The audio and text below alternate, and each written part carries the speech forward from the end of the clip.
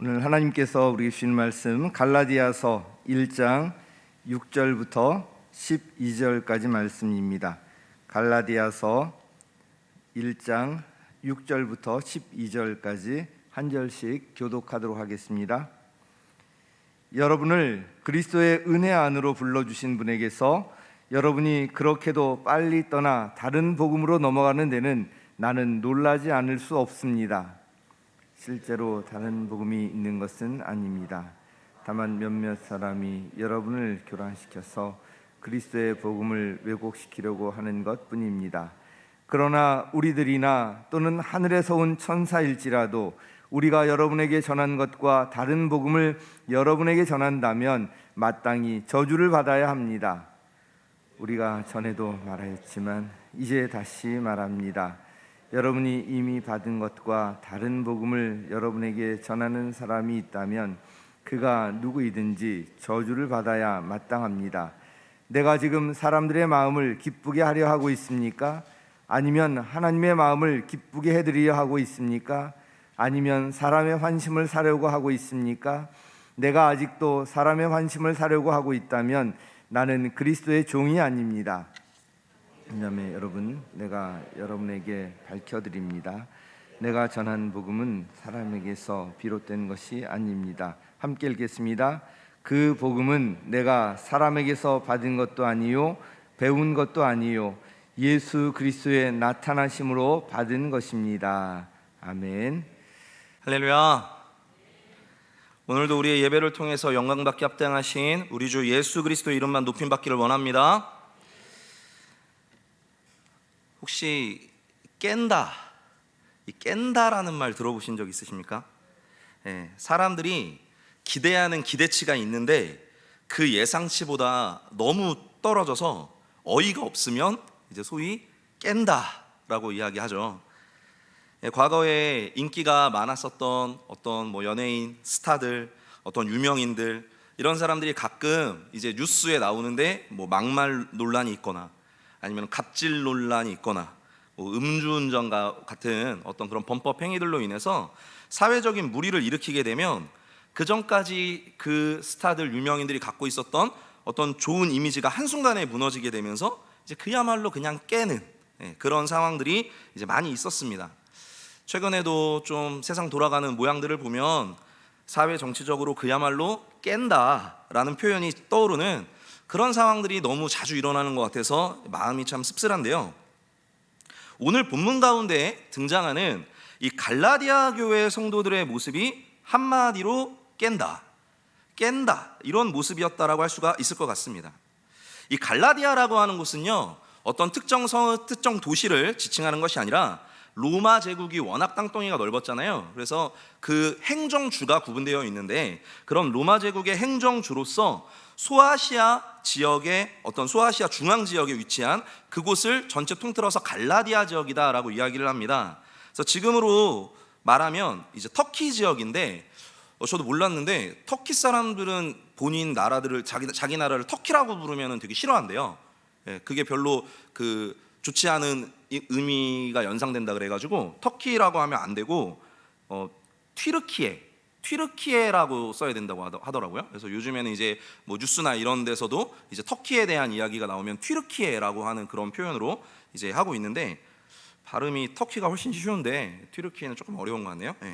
근데 아무튼 지금의 그 튀르키예 지역, 거기가 이제 갈라디아 지역인데 이 갈라디아 지역에는 성경에 아주 유명한 그런 도시들이 많이 또 등장을 합니다. 사도행전에 나타나는 비시디아 안디옥, 이고니온, 루스드라, 더베 이런 사도행전에 등장하는 여러 성읍들이 있었는데 사도 바울은 우리가 잘 아는 것처럼 이제 여러 번의 선교 여행을 하지 않습니까? 1차 선교 여행서부터 3차 선교 여행까지 계속해서 선교 여행 가운데 이 갈라디아 지역을 자주 방문했고 이 바울의 복음 전파 사역으로 말미암아 갈라디아 지역에는 두루두루 주님의 교회가 형성되었습니다. 그런데 그런 갈라디아 지역의 교회들에게 사도 바울이 이제 편지로 써보낸 하나님의 말씀이 우리가 살펴볼 이 갈라디아서 말씀인 것이죠.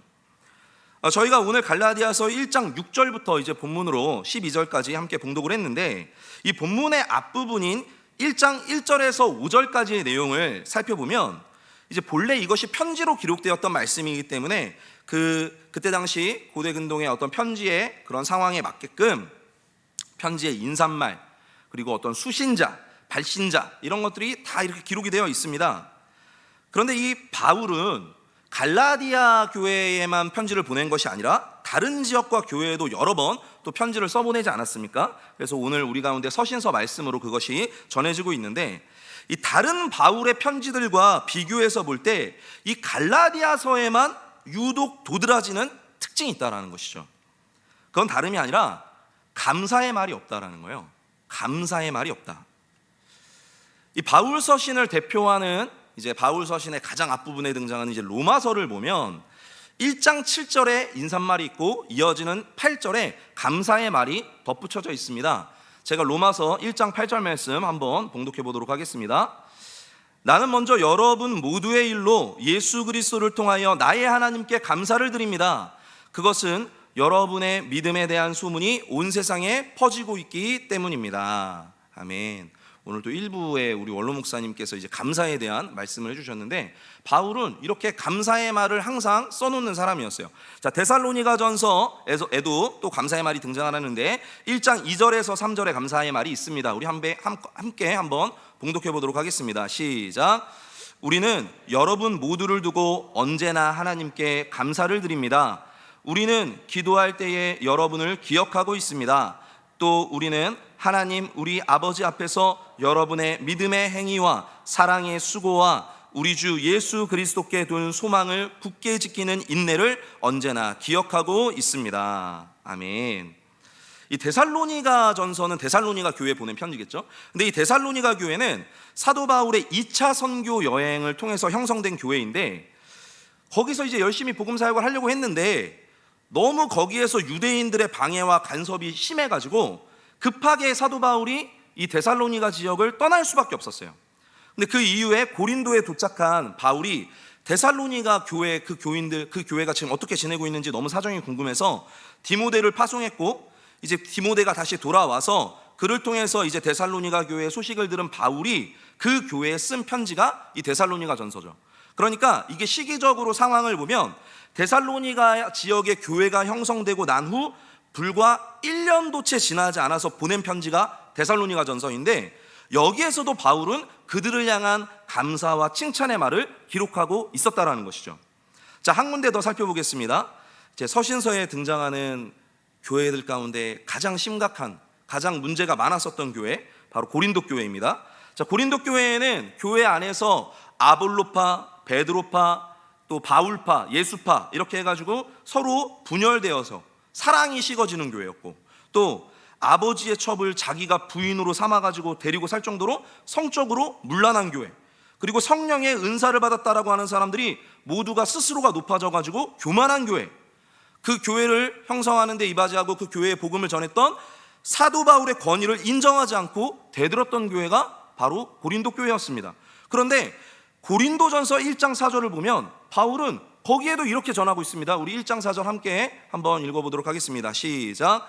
나는 여러분이 그리스도 예수 안에서 받은 하나님의 은혜를 생각하고 여러분의 일로 언제나 하나님께 감사를 드립니다. 여기에도 감사의 말을 남겨놓고 있어요, 바울이.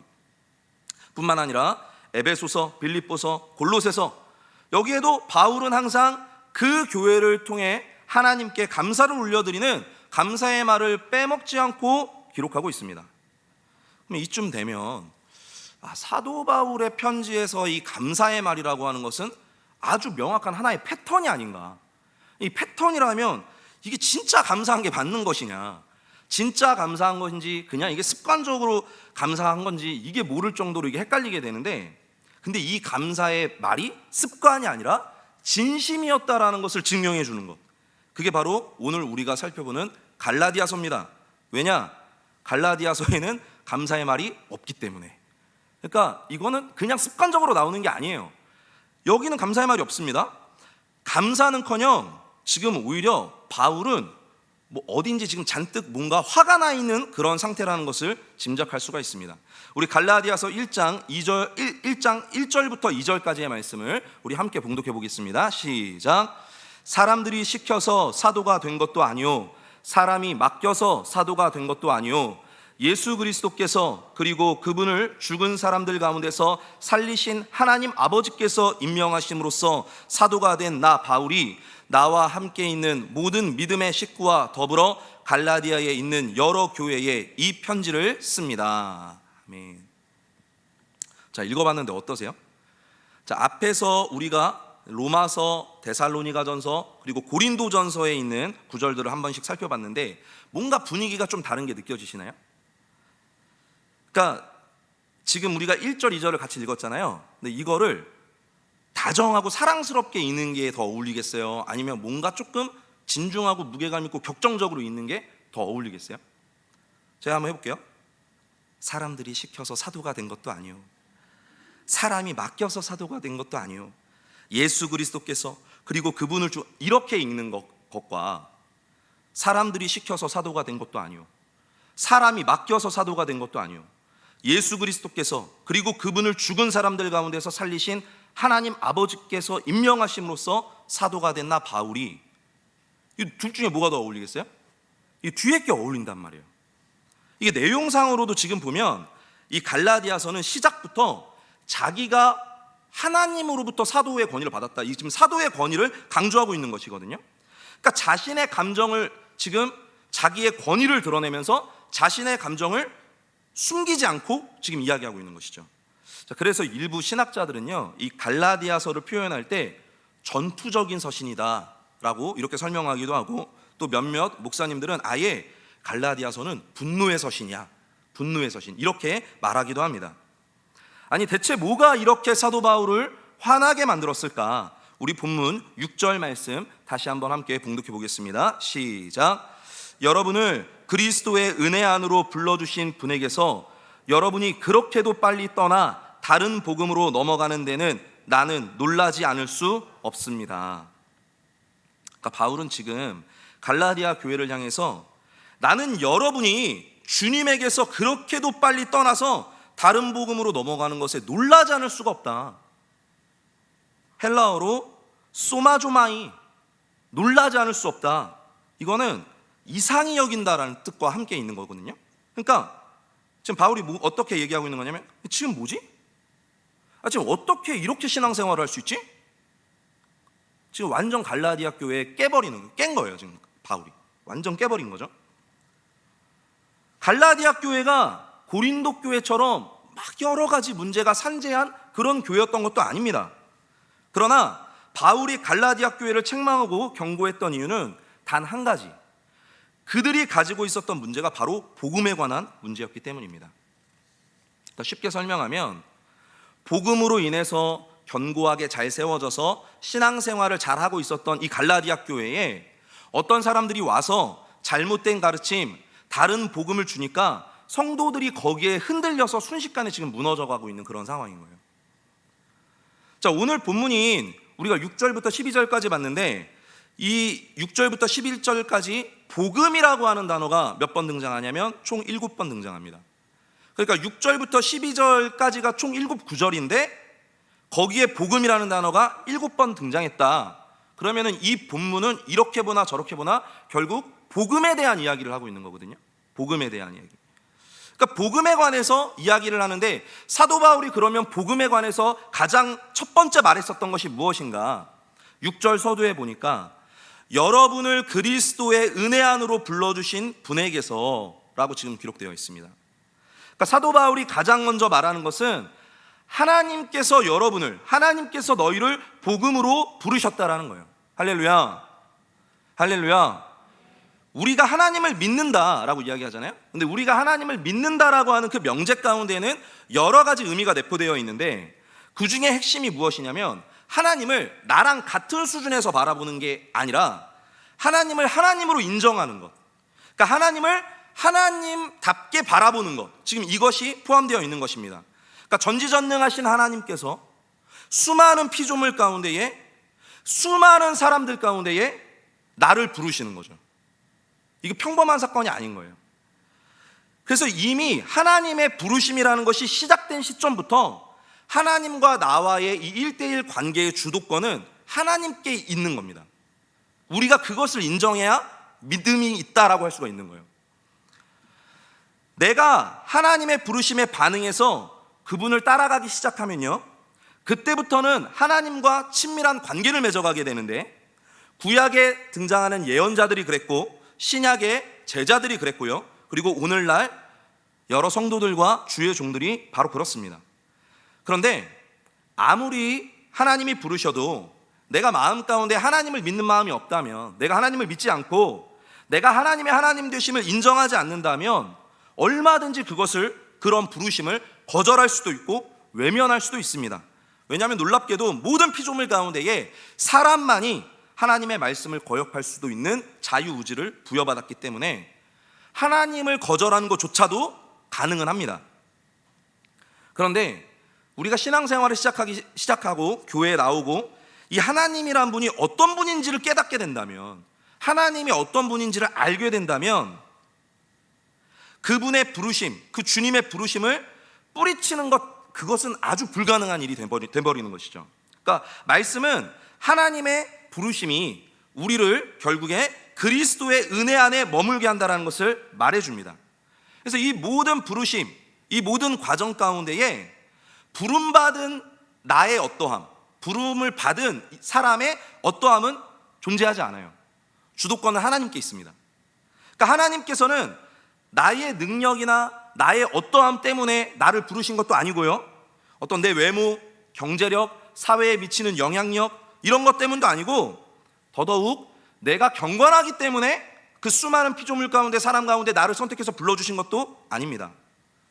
그저 하나님의 주권적인 은혜로 우리를 불러주신 것이죠. 그러니까 내 이유와 상관없는 거예요. 그냥 하나님의 주권적인 은혜입니다. 주도권은 그분께 있기 때문에. 그래서 은혜로 우리를 부르신 하나님은 우리로 하여금 그리스도의 은혜 가운데에 머물도록 하시죠. 이제 그 부르심에 순종해서 우리가 그 은혜 안에 들어가 머물게 되면 그제서야 이제 우리는 성도가 될 수 있는 것이고 교회가 되는 것입니다. 그러니까 오늘도 하나님께서는 우리를 부르시고 우리를 이끌어 가십니다. 우리는 그저 그분의 부르심에 반응하고 따라가기만 하면 되는 거예요. 그러니까 그 길 가운데 나타나는 하나님의 능력이 한 단어로 복음인 것입니다. 그렇게 하나님의 주권적인 부르심에 반응해서 예수 그리스도의 은혜 안에 머물면 더 이상 아무것도 요구되지 않고 그냥 믿음으로 구원에 이르게 되기 때문에 이게 복음, 우리말로 기쁜 소식, 영어로 굿뉴스, 복음이 되는 거거든요. 갈라디아 교회도 그러한 복음을 전해 듣고 형성된 교회 아니겠습니까? 그런데 그들은 그런 복음의 부르심을 떠나 다른 복음을 따라가기 시작합니다.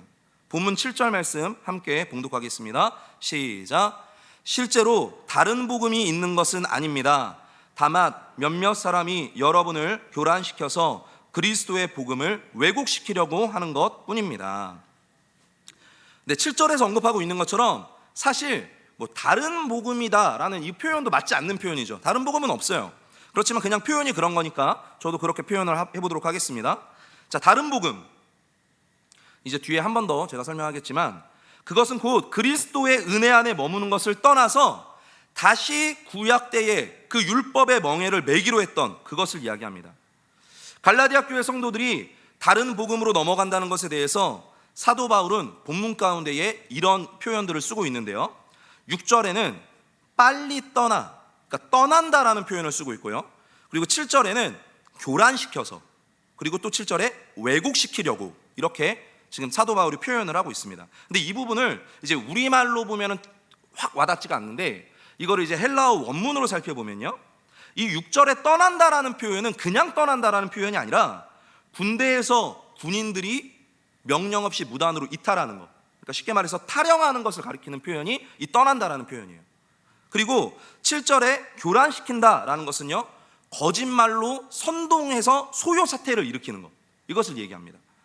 왜곡시킨다라는 말에는 변절자가 된다라는 그런 뜻이 같이 포함되어 있어요.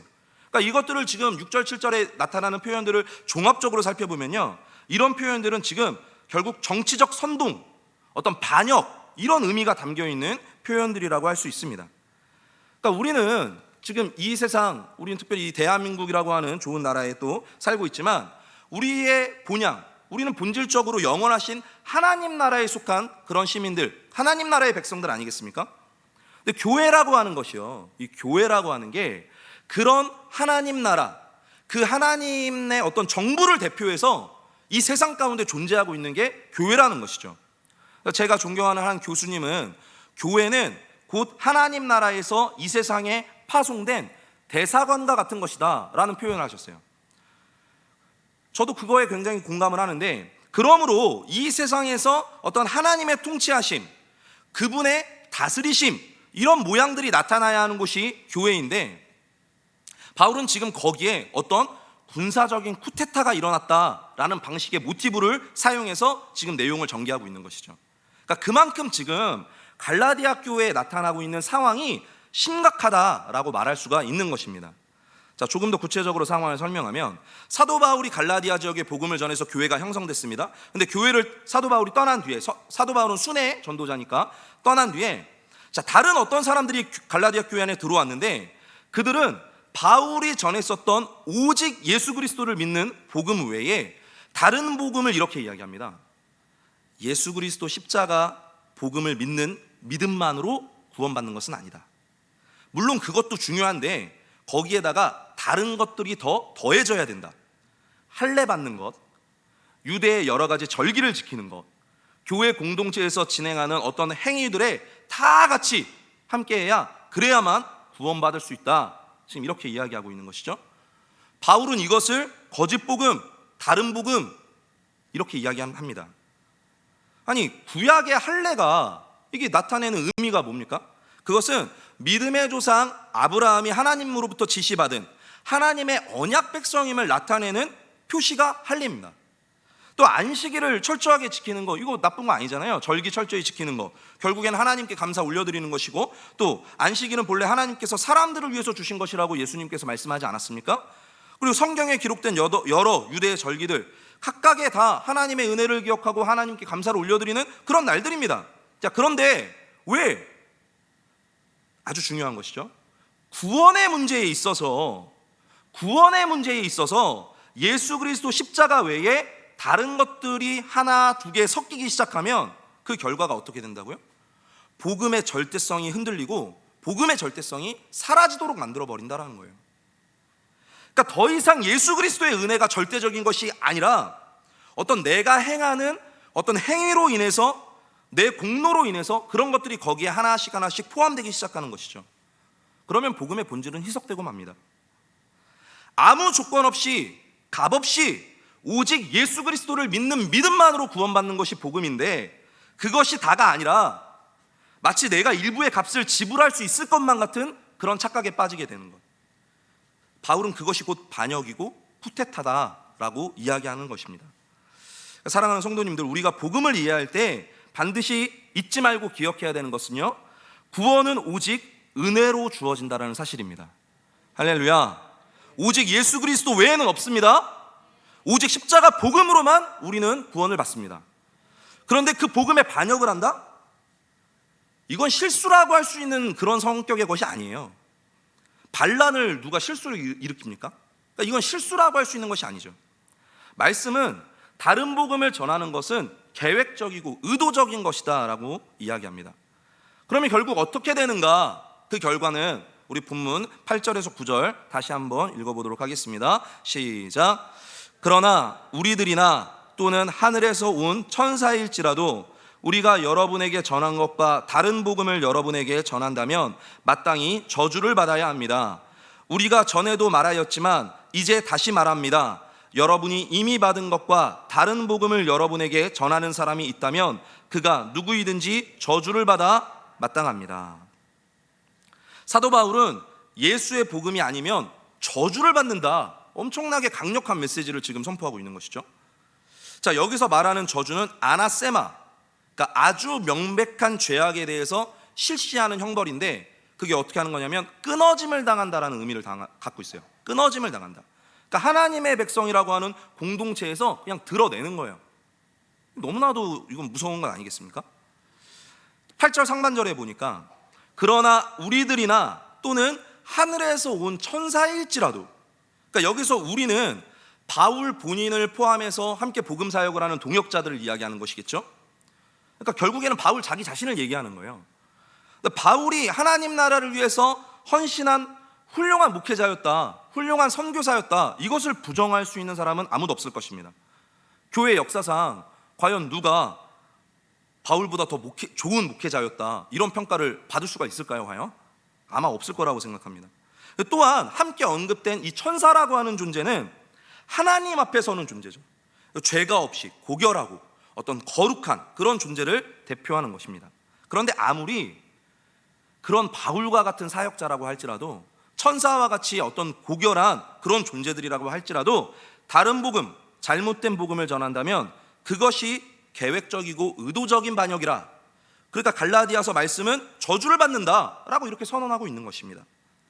다른 복음을 전하는 자들의 말을 들어보면요, 언뜻 잘 보면 이게 되게 경건한 모양의 어떤 그런 방향을 얘기하는 것처럼 그런 착각이 들기도 합니다. 모든 예배에 참석하고 금식하고 봉사하고 헌신하고 아주 열심을 다하고, 이런 모양으로 신앙생활 하시는 분들은 목회자라고 할지라도 무슨 말을 하기가 되게 어려워요. 나보다도 더 열심히 하시는 것 같아가지고 무슨 뭐 말씀으로 뭐를 권면한다라는 게 아주 까다롭습니다. 그런데 바울은 이 모든 것들이 결코 예수 복음보다 앞설 수는 없다, 이것을 아주 지금 분명하게 이야기하는 것이죠. 예수님 당시 바리새인들과 종교 지도자들보다 열심을 내어서 율법의 행위들을 지켰던 사람들은 없었습니다. 그러나 예수님은 결코 그들을 좋게 평가하지 않으셨죠. 자, 종교 생활의 행위와 참된 신앙 생활을 구분해야 되는데, 그것을 구분할 수 있는 기준은 무엇인가? 아주 간단합니다.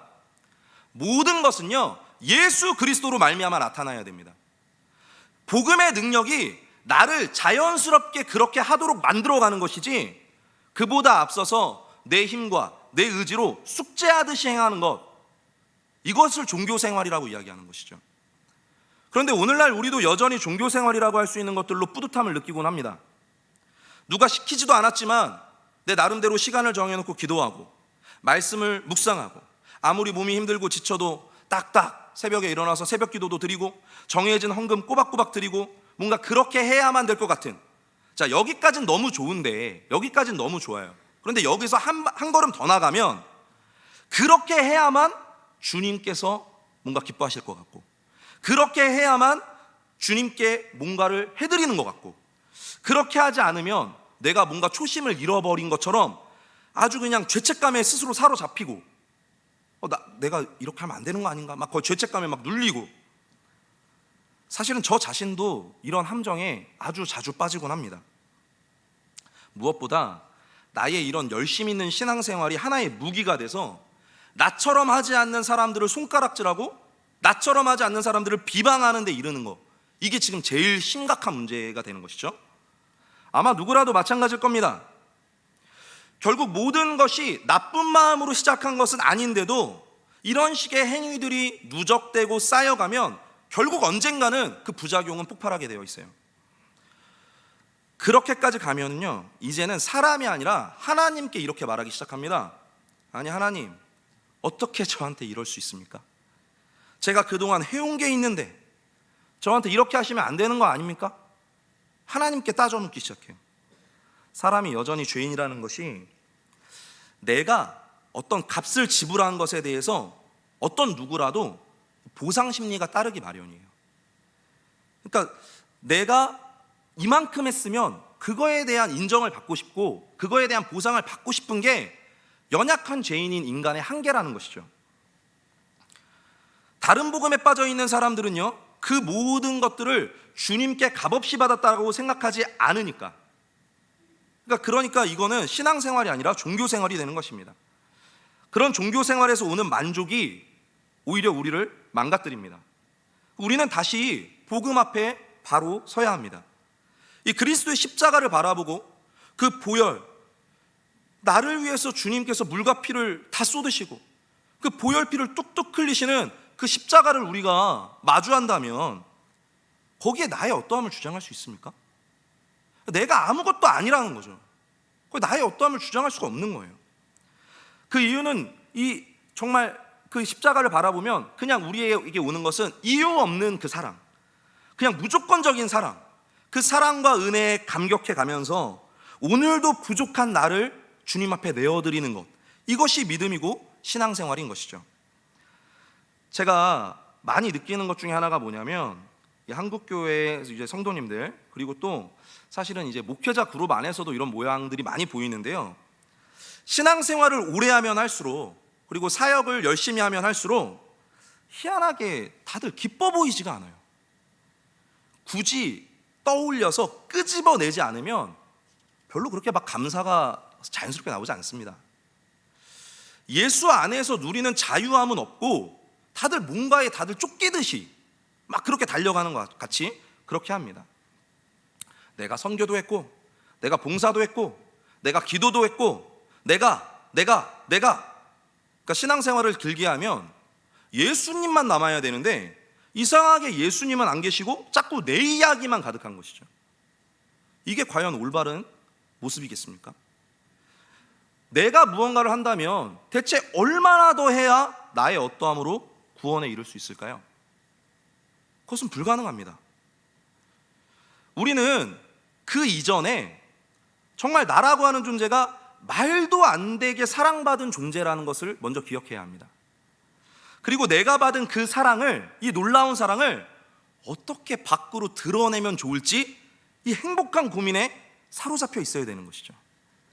자, 우리 본문 10절 말씀 함께 봉독해 보도록 하겠습니다. 10절 시작.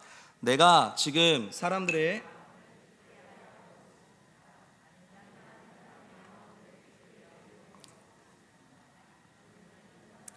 환심을 사려고 하고 있습니까? 내가 아직도 사람의 환심을 사려고 하고 있다면 나는 그리스도의 종이 아닙니다. 아멘. 자, 여기서 기쁘게 하려 하고 있다, 이 부분 이제 헬라어 원문으로 보면 설득하다라는 뜻을 가지고 있어요. 그러니까 지금 바울이 얘기하는 게 뭡니까? 내가 사람들을 설득할 것인가, 하나님을 설득할 것인가? 아니, 하나님은 이미 완전하시잖아요. 하나님은 영원하시고 하나님은 거룩하신 분인데 하나님을 우리가 설득할 필요가 있나요? 하나님은 설득의 대상이 아니라 그냥 믿음의 대상이신 것이죠. 근데 우리는 사람을 설득해야 되죠. 사람을. 이 말로 설득하는 것도 중요하지만 이 복음을 알지 못하고 예수를 알지 못하는 이들을 설득할 수 있도록 내가 먼저 기쁨과 감사의 삶을 살아내는 것이 중요합니다. 내가 행복하고 기쁨이 넘치면요, 그 자체로 사람들의 주목을 받게 돼 있어요. 사람들이 희한하게 생각합니다. 저 사람 왜 이렇게 행복해 보이지? 저 사람 왜 이렇게 기뻐 보이지? 저 사람 뭐지? 이유가 뭐지? 사람들이 주목해요. 그러면은 그 주목함이 곧 예수의 복음을 전할 수 있는 기초가 되는 것입니다. 자, 이와 반대로 교회를 다니고 신앙생활을 하면서도 늘 어둠이 가득해. 그리고 늘 표정 보면은 늘 힘들어 보이고 지쳐 보이고 안쓰럽고 막, 그건 설득력 자체가 너무 없는 것 아닐까요?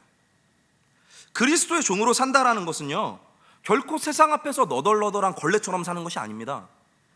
복음의 능력 안에서 그 무엇보다도 자유한 것이고 기쁨이 넘치는 그런 특별한 삶을 살아가는 게 그리스도의 종으로 살아가는 것이죠. 자, 우리 마지막으로 본문 11절 12절 말씀 함께 봉독하도록 하겠습니다. 시작. 형제자매 여러분, 내가 여러분에게 밝혀드립니다. 내가 전한 복음은 사람에게서 비롯된 것이 아닙니다. 그 복음은 내가 사람에게서 받은 것도 아니요 배운 것도 아니요 예수 그리스도의 나타나심으로 받은 것입니다. 아멘. 바울은요, 갈라디아 교회 공동체를 향해서 엄청나게 강력한 메시지를 선포했어요. 오늘 갈라디아서 우리가 본문을 보면 그냥 강이에요. 그런데 강력한 메시지를 선포했지만 누구보다 교회와 성도를 사랑했었던 목회자가 바로 바울이었습니다. 여전히 바울은 갈라디아 교회 성도들을 향해서 그들을 형제로, 그들을 자매로 그렇게 부르고 있습니다. 그리고 자기가 이 복음을 전한 것이 그 누구에게서도 아닌 오직 예수 그리스도께 받은 것임을 선언하고 있어요. 저도 이 말씀들을 묵상하고 바라보면서 참 부끄럽습니다. 왜냐하면 저도 똑같이 어떤 나의 공로, 자기 공로를 섞어놓은 이런 다른 복음에 사로잡힌 시간들을 참 많이 보냈기 때문이죠. 제가 신학생이 되었을 때 이제는 뭔가 좀 내가 다르게 살아야 되지 않을까? 전도사가 되었을 때 이제는 내가 사역의 길에 접어들었는데 뭔가 달라져야 되지 않을까? 그리고 목사가 되었을 때 어떤 각각의 단계를 통과할 때마다 이렇게 가면 안 될 것 같은데, 더 뭔가 잘해야 될 것 같은데, 더 뭐가 드러나야 될 것 같은데, 어떤 내가 생각한 거룩한 모양이 내 삶 가운데 나타나지 않아서 제가 되게 괴로워했어요. 막 고통스러워하면서 어떻게 하면 조금 더 이렇게 잘할 수 있을까? 막 그거에 사로잡혀서 신앙생활하는 것이 너무 좀 답답했어요. 왜냐하면 내가 생각하는 모양대로 잘 되지 않는 것 같아서. 그러나 알고 봤더니 그것은 복음보다 앞선 제 욕심 때문이었다라는 것을 깨닫게 되었습니다. 예수 그리스도의 십자가는요, 이미 저와 여러분의 마음 가운데 있습니다. 우리가 예수님을 믿기로 작정한 그 순간부터 주님은 이미 내 안에서 나와 함께하고 계십니다. 그러니까 무엇을 하더라도 그저 여러분과 함께 하시는 그 주님 때문에 하시는 축복이 있게 되시기를 예수 이름으로 축원합니다. 다른 복음은 없습니다. 오직 예수의 복음으로 충만한 기쁨을 누리며 믿음으로 십자가의 길을 동행하는 저와 여러분이 되시길 다시 한번 예수님의 이름으로 축원합니다.